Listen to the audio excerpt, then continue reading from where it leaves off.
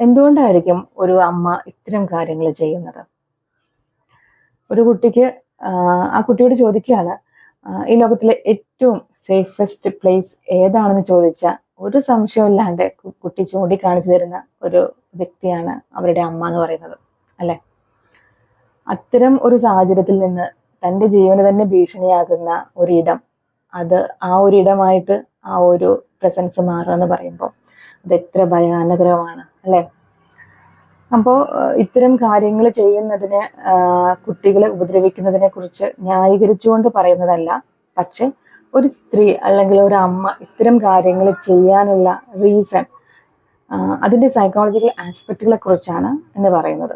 Okay, അതിലൊന്നാമതായിട്ട് നമുക്ക് പറയാൻ സാധിക്കും ലേൺഡ് ബിഹേവിയർ എന്നത്.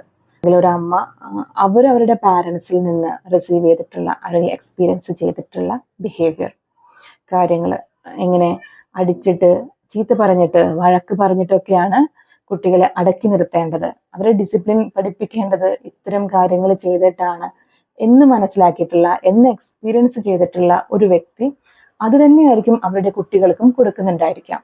അവരുടെ സമൂഹത്തിൽ അല്ലെങ്കിൽ അവരുടെ വീടുകളിലൊക്കെ തന്നെയും ഡിസിപ്ലിൻ എന്ന് പറയുമ്പോൾ അടിച്ചിട്ട്, നമ്മൾ പറയില്ലേ 4 എണ്ണം കിട്ടിക്കഴിഞ്ഞാലേ അവന്റെ സ്വഭാവം ശരിയാവുള്ളൂ, അവൻ പഠിക്കുള്ളൂ, അവൻ അടങ്ങിയിരിക്കുള്ളൂ എന്ന് പറയില്ലേ.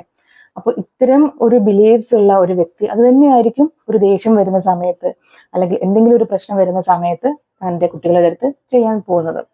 ഓക്കെ, ഇനി അടുത്ത കാരണം എന്ന് പറയുന്നത്, ഒരു പക്ഷേ ഇവർക്ക് വളരെ വലിയ രീതിയിലുള്ള മെന്റൽ ഡിസോർഡർ ഉണ്ടായിരിക്കാം, അല്ലെങ്കിൽ വളരെ മൈൽഡ് ആയിട്ടുള്ള മെന്റൽ ഡിസോർഡേഴ്സ് ഉള്ള ഒരു വ്യക്തിയായിരിക്കാം.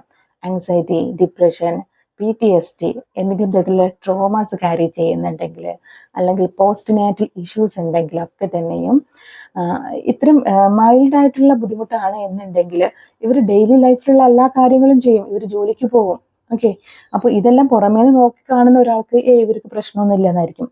പക്ഷേ എന്തെങ്കിലും തരത്തിലുള്ള ഒരു ഇഷ്യൂ അവരുടെ ലൈഫിൽ പെട്ടെന്ന് വരികയാണ്, അല്ലെങ്കിൽ ഒരുപാട് നാളായിട്ട് അവർക്ക് വളരെ വലിയ രീതിയിലുള്ള ഉറക്കം നഷ്ടപ്പെട്ടിട്ടുണ്ട്, ഒരു ആക്സിഡന്റിൽ എന്തെങ്കിലും ഒന്ന് സംഭവിക്കുകയാണ്, അല്ലെങ്കിൽ ഒരു പ്രതീക്ഷിക്കാത്തൊരു കാര്യം വരുന്ന സമയത്തൊക്കെ തന്നെയും ഇവരുടെ ബിഹേവിയറിൽ വളരെ വലിയ ഒരു ചേഞ്ച് ഉണ്ടായിരിക്കും. ഇവർക്ക് വളരെ കൺട്രോൾ ചെയ്യാൻ പറ്റാത്ത ആങ്കർ ഉണ്ടാവാൻ സാധ്യതയുണ്ട്, അല്ലെങ്കിൽ ഇവരുടെ ബിഹേവിയർ ഇവരുടെ കൺട്രോളിലാവാത്ത ഒരു സാഹചര്യം വരുന്ന സമയത്തൊക്കെ തന്നെയും ഇത് കുട്ടികളിലേക്ക് റിഫ്ലക്റ്റ് ചെയ്യാനുള്ള സാധ്യത വളരെ വളരെയധികം കൂടുതലാണ്.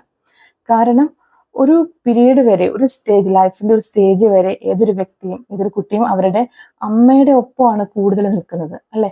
കുട്ടിയുടെ എല്ലാ കാര്യങ്ങളും ചെയ്യുന്നത് ഈ അമ്മയാണ്. അങ്ങനെ ഇരിക്കുന്ന ഒരു സാഹചര്യത്തിൽ ഈ അമ്മ തന്നെ എല്ലാ കാര്യങ്ങളും ചെയ്യുന്ന സമയത്ത് പലപ്പോഴും സ്വന്തമായിട്ട് പല കാര്യങ്ങളും ചെയ്യാൻ ഇവർ ലിമിറ്റഡ് ആയി പോകുന്ന സാഹചര്യം ഉണ്ടായിരിക്കും. അപ്പോൾ അതുവരെ പല കാര്യങ്ങളും സ്വന്തമായിട്ട് സ്വന്തം ഇഷ്ടത്തിന് ചെയ്തു.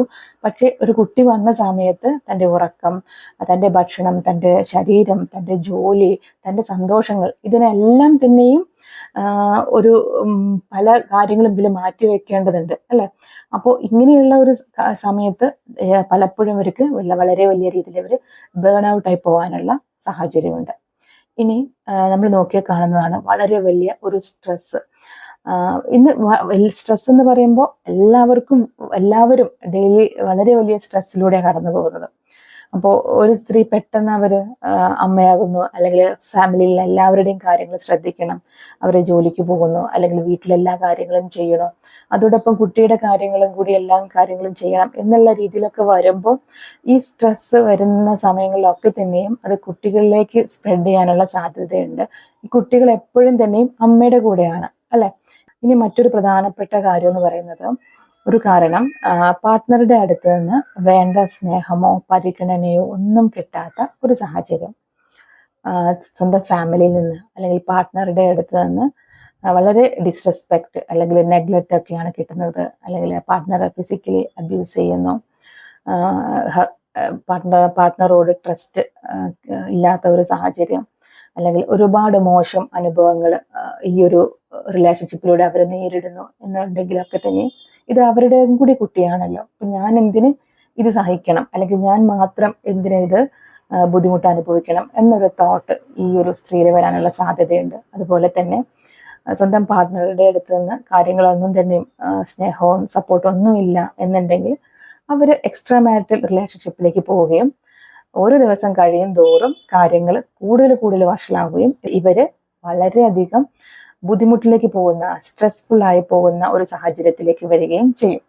അപ്പോഴൊക്കെ തന്നെയും സ്വന്തം കുഞ്ഞ് അല്ലെങ്കിൽ കൂടെയുള്ള ഒരാള് അവരുടെ അടുത്താണ് ഈ സപ്രസ്ഡ് ആയിട്ടുള്ള ഇമോഷൻസും ഒക്കെ തന്നെയും ഇവർ റിഫ്ലക്ട് ചെയ്യുന്നത് അല്ലെങ്കിൽ ഇവർ പാസ് ഓൺ ചെയ്യുന്നത്. അപ്പോൾ ഞാൻ വീണ്ടും പറയുകയാണ്, ഇത് ഒരു ജനറൽ ആയിട്ടുള്ള ഒരു വീഡിയോ ആണ്. ഇതൊന്നും തന്നെയും ഒരു കുഞ്ഞിനെ ഉപദ്രവിക്കാനുള്ള ഒരു ന്യായീകരണമല്ല.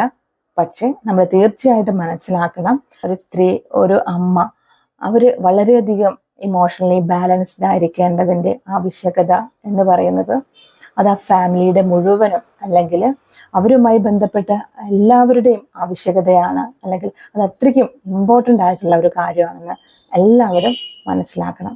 Thank you.